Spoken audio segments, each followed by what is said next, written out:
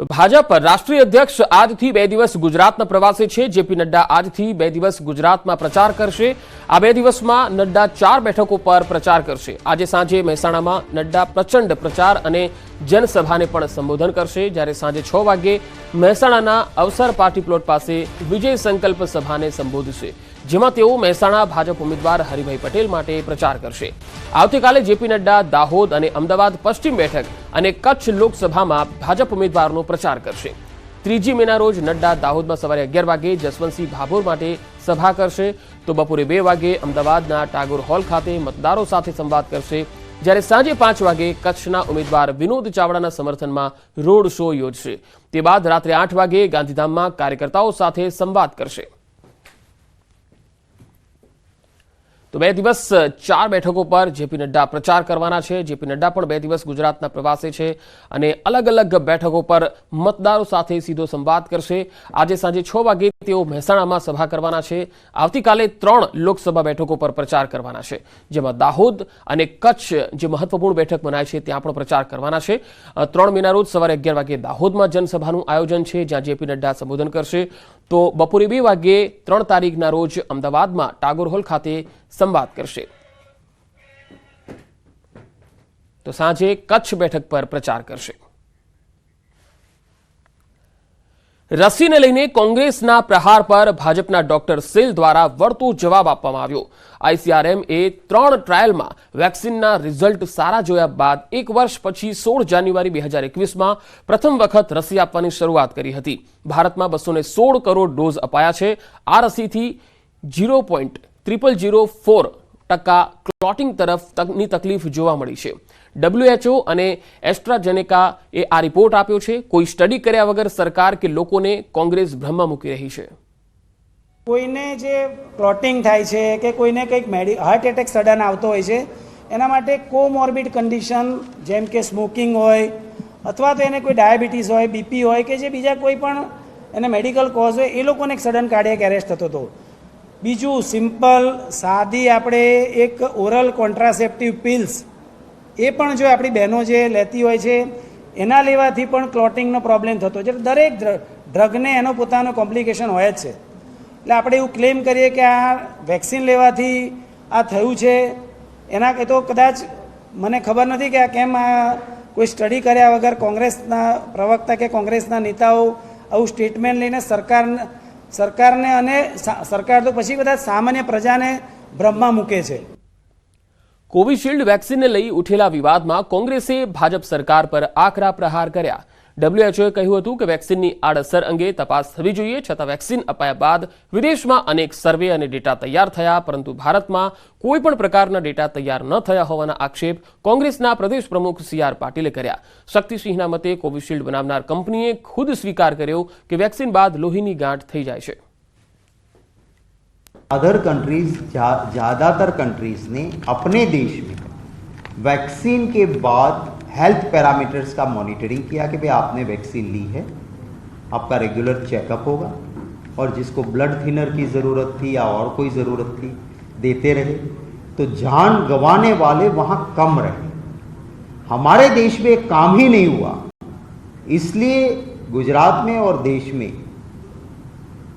Vaccine के बाद unfortunately लोगों ने बहुत जान गंवाई है। મતદાનને હવે ગણતરીના દિવસો બાકી છે અને ઉમેદવારોએ એડી ચોટીનું જોર લગાવ્યું છે। રાજકોટ બેઠક પર ભાજપ ઉમેદવાર બેઠકો કરીને પ્રચારમાં જોડાયા।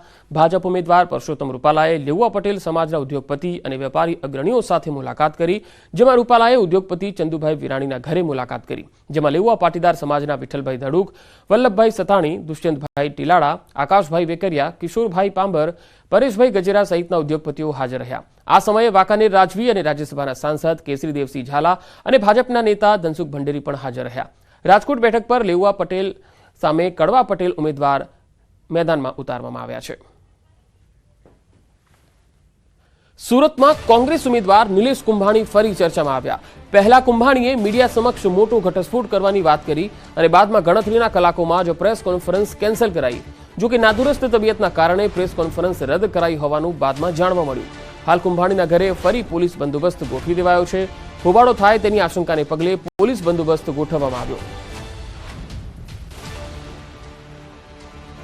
દાહોદ જિલ્લામાં મહિલાઓ દ્વારા મતદાનના વધારે થાય તે માટે મહેંદી કોમ્પિટિશનનો કાર્યક્રમ યોજવામાં આવ્યો। દેવગઢ બારિયામાં મતદાન કરવા મહિલાઓ જાગૃત બને તે માટે ખાસ આયોજન થયું। મતદાન જાગૃતિ માટે બનાવેલા ગીત પર મહિલાઓએ નૃત્ય પણ કર્યું। દેવગઢ બારિયા વિસ્તારની 500 જેટલી મહિલાઓએ આ સ્પર્ધામાં ભાગ લીધો હતો।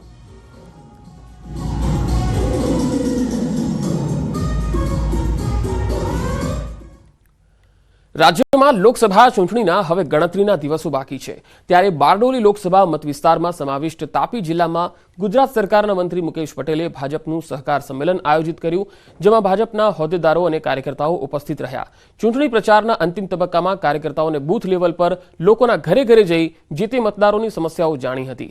મતદારોને રીઝવવા જાદુગરનો ખેલ પણ બતાવવામાં આવ્યો। સાથે જ બારડોલી લોકસભા બેઠકના ભાજપ ઉમેદવાર પ્રભુ વસાવા 5 લાખથી પણ વધુ લીડથી જીતશે તેવો આશાવાદ મંત્રી મુકેશ પટેલે વ્યક્ત કર્યો।